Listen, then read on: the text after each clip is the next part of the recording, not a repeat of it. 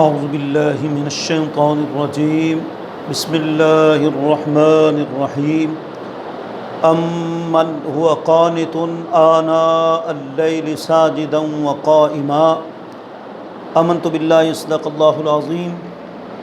حاضرین، ناظرین، سامعین، سامعات، آج کا ہمارا موضوع ہے امیر المومنین، داماد رسول، فنا فی الرسول، حضرت عثمان بن عفان غنی ذی النورین رضی اللہ تعالی عنہ کی عظمت اور شہادت۔ اللہ رب العزت نے آپ کو حضرت سیدنا عمر فاروق رضی اللہ تعالیٰ عنہ کے بعد تیسرے نمبر پر خلافت عطا فرمائی، اور آپ غنی ہیں، آپ غنی ہیں۔ حالانکہ غنی تو اللہ کی صفت ہے، وَمَن كَفَرَ فَإِنَّ اللَّهَ غَنِيٌّ عَنِ الْعَالَمِينَ۔ وہ فرماتا ہے جس نے حج کا انکار کیا تو اللہ تعالیٰ غنی ہے، اور کہیں فرماتا ہے وَاللَّهُ الْغَنِيُّ وَأَنْتُمُ الْفُقَرَاءُ، اللہ تو غنی ہے اور تم فقیر ہو، تم محتاج ہو۔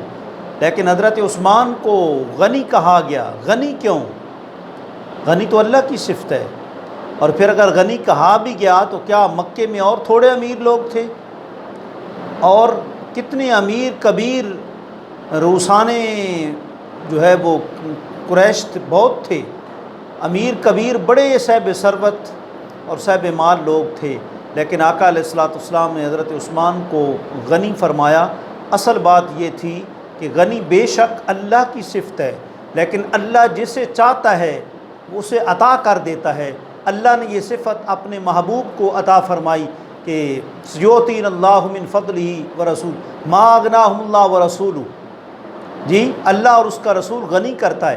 اس کا مطلب ہے رسول اعظم بھی صفت غنا کے ساتھ، امیری کی صفت کے ساتھ متصف ہیں، اور آقا علیہ الصلوۃ والسلام نے پھر یہی صفت حضرت عثمان غنی رضی اللہ تعالیٰ عنہ کی تربیت کر کر کے ان کو عطا فرما دی۔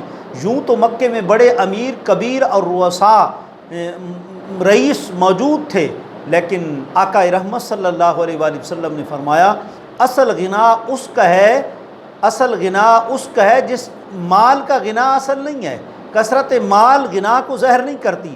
فرمایا اصل غنا اس کا ہے جس کا دل غنی ہے، جس کا دل امیر ہے۔ الحمدللہ حضرت عثمان غنی رضی اللہ عنہ کا دل جو امیر تھا، پوری دنیا اس پر شاہد ہے کہ حضرت عثمان غنی کا قیامت تک امیری اور غنا اللہ کی رضا کے لیے خرچ کرنا جاری رہے گا۔ آج بھی مدینہ پاک میں غرباء اور مساکین کے لیے حضرت عثمان غنی رضی اللہ عنہ کے نام پر ایک اکاؤنٹ موجود ہے، جب بھی کسی غریب کو کوئی ضرورت ہوتی ہے اس اکاؤنٹ سے وہ فائدہ اٹھاتا ہے۔ یہ غنا ہے جو قیامت تک جاری و ساری رہے گا۔ اور آپ پھر ذی النورین بھی ہیں۔ ذی النورین کا کیا معنی ہے؟ دو نوروں والے۔ آپ کو یہ ذی النورین کیوں کہتے ہیں؟ یا تو اس وجہ سے کہ اسلام سے پہلے کا زمانہ، اسلام کے بعد کا زمانہ آپ نور مال اور نور دولت سے منور تھے۔ اللہ نے آپ کو زمانہ جاہلیت میں بھی کثیر مال سے نوازا تھا، زمانہ اسلام میں داخل ہونے کے بعد بھی اللہ نے آپ کو امیری عطا فرمائی، اس لیے آپ پہلے بھی سخی تھے، قبول اسلام سے قبل بھی اور قبول اسلام کے بعد بھی، اس لیے آپ کو ذی النورین کہا گیا کہ دو نوروں والا، کہ زمانہ جاہلیت میں بھی سخاوت کرنے والا، زمانہ اسلام میں بھی سخاوت کرنے والا۔ اور جو مشہور وجہ ہے جس کو زیادہ علماء نے ترجیح دی ہے وہ یہ ہے کہ آقا رحمت صلی اللہ علیہ وآلہ وسلم نور ہیں۔ اللہ فرماتا ہے قد جاءکم من اللہ نور، تحقیق میری طرف سے تمہارے پاس نور عظیم تشریف لائے۔ تفسیر جلالین میں ہے کہ اس نور سے مراد آقا علیہ الصلوۃ والسلام کی ذات ہے۔ حضور کا سارا گھرانہ ہی نور ہے، حضور کی بیٹیاں نور ہیں، اور ایک بیٹی نہیں جیسا کہ آج کل چل رہا ہے۔ خاتون جنت حضور کی چہیتی بیٹی ہیں، حضور کی پیاری بیٹی ہیں، اس میں کوئی شک نہیں، لیکن ان کے پیار اور محبت میں کی آڑ میں دوسری جو ہیں سرکار کی صاحبزادیوں کا انکار کرنا یہ کوئی اسلام نہیں، بلکہ حضرت رقیہ بھی حضور کی شہزادی ہیں، حضرت ام کلثوم بھی حضور کی شہزادی ہیں، اور حضرت زینب رضی اللہ تعالیٰ عنہ سب سے بڑی شہزادی ہیں۔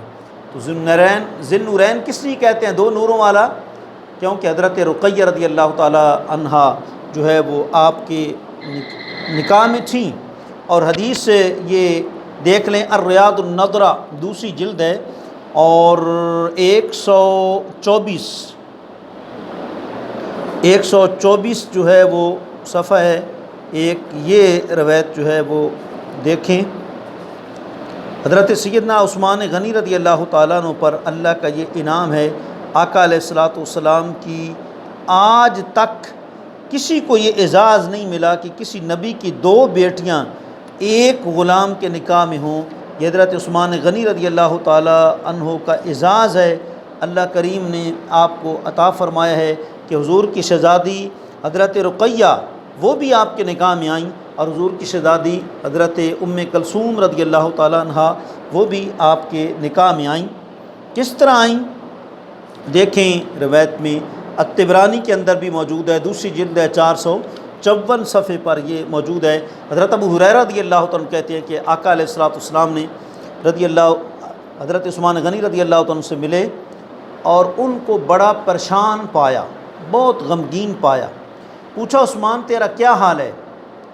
عرض کی، میرے ماں باپ آپ پر قربان ہو جائیں، میرے برابر کسی اور کو بھی کوئی مصیبت پہنچی ہے کہ رسول خدا صلی اللہ علیہ وسلم کی بیٹی حضرت رقیہ رضی اللہ تعالیٰ عنہ انتقال کر چکی ہیں، پردہ فرما چکی ہیں، تو اب مجھے غمگینی کس چیز کی ہے، افسردگی کس چیز کی ہے، پریشان کس لیے ہوں کہ میرے اور آپ کے درمیان کہیں دامادی رشتہ جو ہے منقطع ہو گیا ہے، اس لیے پریشان ہوں۔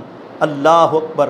آقا علیہ الصلوۃ والسلام نے فرمایا، اے عثمان تم یہ کہہ رہے ہو، اور دوسری طرف جبریل امین میرے پاس اللہ کی طرف سے حکم لائے کہ رقیہ کی بہن ام کلثوم رضی اللہ تعالیٰ عنہ کا عقد نکاح حضرت رقیہ کے مہر اور پر آپ کے ساتھ کر دوں۔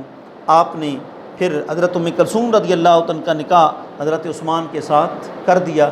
اور ایک روایت میں آقا رحمت صلی اللہ علیہ وآلہ وسلم نے فرمایا، تاریخ الخلفاء میں اور ازالۃ الخفاء میں شاہ ولی اللہ صاحب نے نقل کی کہ ایک روایت میں 40 کا ذکر ہے، ایک روایت میں 100 کا ذکر ہے۔ آقا علیہ الصلوۃ والسلام فرمایا کہ اے عثمان اگر یکے بعد دیگرے اللہ تعالیٰ مجھے 40 یا 100 بیٹیاں بھی عطا کرتا تو میں تیرے نکاح میں دے دیتا۔ اللہ اکبر! حضرت عثمان غنی رضی اللہ تعالیٰ عنہ کے نکاح میں چونکہ حضرت رقیہ پہلے آئیں، پھر ان کے پردہ کر جانے کے بعد حضور نے حضرت ام کلثوم رضی اللہ تعالیٰ عنہ کو بھی ان کے عقد میں دے دیا۔ جی، اس لیے آپ ذی النورین کہلاتے ہیں، دو نوروں والے۔ جی، اللہ کریم نے حضرت عثمان غنی رضی اللہ تعالیٰ عنہ کو اور بھی ایسے خصائص عطا فرمائے۔ سرکار نے فرمایا کہ میرے عثمان پہلا وہ شخص ہے لوط علیہ السلام کے بعد کہ جس نے 2 ہجرتیں کی ہیں، پہلی ہجرت حبشہ کی طرف اور پھر دوسری ہجرت مدینہ پاک کی طرف۔ تو اس ہجرت میں اللہ اکبر ایک قسم کی دیکھیں کیا پہلو نکلتا ہے۔ سرکار نے بھی 2 ہجرتیں فرمائی، ایک ہجرت مسجد اقصیٰ کی طرف فرمائی اور دوسری ہجرت مکے سے مدینہ پاک کی طرف فرمائی۔ حضرت عثمان غنی رضی اللہ عنہ کا لقب ایک تو ذی النورین ہے اور ایک ہے ذو الہجرتین، 2 ہجرتوں والے۔ اللہ تعالیٰ نے حضرت عثمان غنی رضی اللہ تعالیٰ عنہ کو یہ اعزاز بھی بخشا۔ اور اس کے ساتھ ساتھ دیکھیں بڑی مشہور روایت ہے، حضرت ام عائشہ صدیقہ رضی اللہ تعالیٰ عنہا فرماتی ہیں کہ حضور تشریف اپنی پنڈلیاں آقا علیہ الصلوۃ والسلام ننگی کر کے اپنے گھر میں تشریف فرما تھے۔ حضرت سیدنا صدیق اکبر رضی اللہ عنہ آئے، آپ نے ان کو بلا لیا اور اس طرح لیٹے رہے۔ پھر حضرت عمر نے اجازت چاہی، آپ نے ان کو بھی بلا لیا اور اس طرح لیٹے رہے۔ پھر حضرت عثمان غنی جب تشریف لائے، اجازت طلب کی، آپ اٹھ کر چوکس ہو کر بیٹھ گئے اور کپڑوں کو آپ نے درست فرما لیا۔ پھر یہ لوگ چلے گئے تو امی جان نے کہا ابو بکر آئے، آپ نے جمش نہ کی، اس طرح حضرت عمر آئے، آپ نے جمش نہ کی اور لیٹے رہے۔ پھر حضرت عثمان غنی آیا، اٹھ کر آپ بیٹھ گئے، کپڑوں کو درست فرما لیا۔ آپ نے فرمایا استخشی من رجل تستخشی منہ الملائکہ، فرمایا میں اس شخص سے کیوں نہ حیا کروں جس سے فرشتے بھی حیا کرتے ہیں۔ اور پھر حضور نے اپنے ہاتھ کو حضرت عثمان کا ہاتھ قرار دیا، اپنے ہاتھ کو حضرت عثمان کا ہاتھ قرار دیا اور آپ کی بیعت کو اپنی بیعت قرار دیا۔ جب تمام صحابہ کرام بیعت کر چکے تو سرکار نے فرمایا اللہم ان عثمان فی حاجت اللہ و حاجت رسول ہی، اے اللہ عثمان تیرے اور تیرے رسول کے کام کیا ہوا تھا۔ پھر آپ نے اپنا ایک ہاتھ دوسرے ہاتھ پر رکھا اور اپنے ہاتھ کو عثمان کا ہاتھ قرار دیا اور ان کے لیے بیعت لی، دوسرے لوگوں کے ہاتھ سے اچھی تھی۔ اس واقعے سے چند باتیں معلوم ہوئی۔ ایک تو یہ کفار مشرکین کے قتل عثمان کے غلط پراپیگنڈے نے آقا علیہ الصلوۃ والسلام کو مغالطے میں مبتلا نہیں کیا تھا۔ اگر آپ حضرت عثمان غنی رضی اللہ تعالیٰ مقتول سمجھ بیٹھ ہوتے تو خود ان کی طرف سے بیعت نہ لیتے، کیونکہ بیعت لینا تو زندہ افراد ہی کے لیے ہوتا ہے، شہید ہونے کے بعد بیعت لینا جو ہے وہ اس کا کوئی جواز نہیں ہوتا۔ اور دوسرا مسئلہ یہ ثابت ہوا کہ اگر اسلامی فوج کا کوئی سفیر مارا جائے یا اس کے قتل کیے جانے کی اطلاع مل جائے تو ملت اسلامیہ کو اس کے انتقال کے لیے تیار ہو جانا چاہیے، کیونکہ سفیر کے لیے ایسا اقدام حکومت کے خلاف جارحیت تصور ہوتی ہے۔ یہی مقصد بیعت رضوان کا تھا، لیکن تحقیق سے پہلے کارروائی درست نہیں ہوتی۔ اور تیسرا یہ کہنا جی کہ 30 پارے تھے 40 پارے تھے 10 بکری کھا گئی، یہ بات بھی غلط ہے، کیونکہ نبی کریم نے حضرت عثمان غنی رضی اللہ تعالی عنہ کے ہاتھ کو اپنا ہاتھ قرار دیا، ید اللہ فوق ایدی کے مطابق۔ تو حضور علیہ الصلوۃ والسلام کے دست مبارک کو اللہ نے اپنا ہاتھ قرار دیا، تو گویا بالواسطہ عثمان کے ہاتھ کو اللہ تعالیٰ اپنا ہاتھ قرار دے رہا ہے، اور اسی ہاتھ سے قرآن کا جمع ہونا انجام پاتا ہے۔ تو نتیجہ یہ نکلا کہ قرآن عثمان نے جو جمع کیا تھا تو در حقیقت یہ اللہ کے دست قدرت نے جو ہے وہ جمع کیا تھا۔ اور پھر یہ دیکھیں کہ حضرت عثمان غنی رضی اللہ تعالیٰ عنہ ادھر تو آپ نے شہادت پائی، قیامت والے دن آپ کا کیا مقام ہوگا۔ ایک روایت سنیں، پل صراط سے لوگ گزریں گے، پریشان ہوں گے۔ حضرت عبداللہ ابن عمر رضی اللہ عنہ فرماتے ہیں کہ آقا علیہ الصلوۃ والسلام نے فرمایا کہ جب قیامت کا دن آئے گا، حضرت عثمان غنی کو، آپ کو معلوم ہے کہ 18 ذوالحجہ شریف حضرت امیر المومنین سیدنا عثمان غنی رضی اللہ عنہ کے یوم شہادت ہے، تو ادھر تو آپ شہید ہوئے، لیکن شہادت کا بہت بڑا مرتبہ ہے۔ قیامت والا دن کیا ہوگا؟ آپ جس ہستی کے جنازے میں فرشتے شامل ہوتے ہیں، اس ہستی کا قیامت والا دن کیا عالم ہوگا اور کیا مقام ہوگا۔ صحابہ فرماتے ہیں ہم نے سمجھا کہ پیچھے کوئی جو ہے دشمن آ رہے ہیں، جب ہم جنازہ اٹھا کے لے کے جا رہے تھے کہ پیچھے کوئی دشمن آ رہے ہیں، ہم مطلب سہم گئے، لیکن پھر غیب سے آواز آئی کہ ڈرو نہیں، یہ دشمن عثمان نہیں ہیں، یہ ملائکہ ہیں، فرشتے ہیں، جن کو اللہ نے حضرت عثمان غنی رضی اللہ عنہ کی نماز جنازہ میں بھیجا ہوا ہے۔ اللہ اکبر۔ دیکھیں روایت، آپ کا ایمان تازہ ہو جائے گا۔ الریاض النضرہ کی یہ روایت ہے، دوسری جلد 178 صفحے پہ ہے۔ حضرت عبداللہ ابن عمر رضی اللہ عنہ فرماتے ہیں رسول خدا صلی اللہ علیہ وسلم نے فرمایا جب قیامت کا دن آئے گا، حضرت عثمان غنی رضی اللہ عنہ کو اس حال میں لایا جائے گا کہ ان کے زخموں سے تو خون بہہ رہا ہوگا اور اس کا رنگ بھی بالکل سرخ ہوگا، لیکن خوشبو کستوری کی مانند ہوگی، اور ان کو نور کے 2 جوڑے پہنائے جائیں گے، 2 حلے پہنائے جائیں گے، اور ان کے لیے پل صراط کے نزدیک منبر بچھایا جائے گا، اور لوگ ان کے چہرے کی نور کی روشنی میں پل صراط کو پار کر لیں گے، لیکن ان کے دشمن کو کوئی حصہ نہیں ملے گا۔ اور ایک اور روایت 142 صفحہ دوسری جلد الریاض النضرہ کی سماعت فرمائیں۔ حضرت عبداللہ ابن عباس رضی اللہ عنہ روایت کرتے ہیں کہ آقا علیہ الصلوۃ والسلام نے فرمایا یشفع عثمان یوم القیامت فی 70,000 عند المیزان من امتی مما استوجب النار۔ فرمایا قیامت کے دن حضرت سیدنا عثمان غنی رضی اللہ عنہ کے میزان کے قریب میری امت سے ایسے 70,000 آدمیوں کی شفاعت کریں گے جن پر جہنم واجب ہو چکی ہوگی۔ تو حضرت عثمان غنی رضی اللہ تعالیٰ عنہ قیامت والے دن اتنے بندوں کی شفاعت کرائیں گے۔ جب غلاموں کی یہ شان ہے تو پھر آقا علیہ الصلوۃ والسلام کا کیا مقام ہوگا۔ حضرت عثمان غنی رضی اللہ تعالیٰ عنہ تو ہر جمعے کو غلام آزاد کرتے تھے، اور سرکار اگر ان کے گھر تشریف لے جاتے تو ایک ایک قدم کے بدلے جو ہے وہ غلام کو آزاد کرتے۔ تو اللہ کریم نے پھر آپ کو جنت البقیع میں دفن ہونے کی جگہ عطا فرمائی ہے۔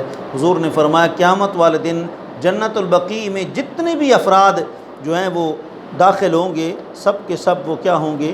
جنتی ہوں گے۔ اور ایک اور آخری روایت آپ سن لیں حضرت جابر بن عبداللہ رضی اللہ عنہ کہتے ہیں کہ ہم آقا علیہ الصلوۃ والسلام کی خدمت میں موجود تھے، حضرت ابو بکر رضی اللہ عنہ، حضرت عمر، حضرت عثمان غنی، حضرت علی المرتضیٰ، حضرت طلحہ، حضرت زبیر، حضرت عبد الرحمن بن عوف، حضرت سعد بن ابی وقاص، یہ سب مہاجرین موجود تھے۔ تو نبی کریم صلی اللہ علیہ وآلہ وسلم فرما ہر شخص اپنے کف اور برادری کی طرف کھڑا ہو جائے، اور خود نبی کریم صلی اللہ علیہ وسلم حضرت عثمان غنی رضی اللہ عنہ کی طرف کھڑے ہوئے، اور آپ نے حضرت عثمان کو اپنے سینے سے لگایا۔ جس بندہ مومن کا جسم نبی کریم صلی اللہ علیہ وسلم کے ساتھ لگ جائے اس پر دوزخ کی آگ حرام ہو جاتی ہے۔ حضور فرماتے ہیں لکل نبی رفیق و رفیقی فی الجنت عثمان، فرمایا ہر نبی کا جنت میں کوئی نہ کوئی خاص دوست ہوگا، اور جنت میں میرا دوست عثمان ہوگا۔ اللہ کریم حضرت عثمان غنی رضی اللہ عنہ کے درجات بلند فرمائے، اور ہمیں آپ کی تعلیمات پر عمل کرنے کی توفیق عطا فرمائے۔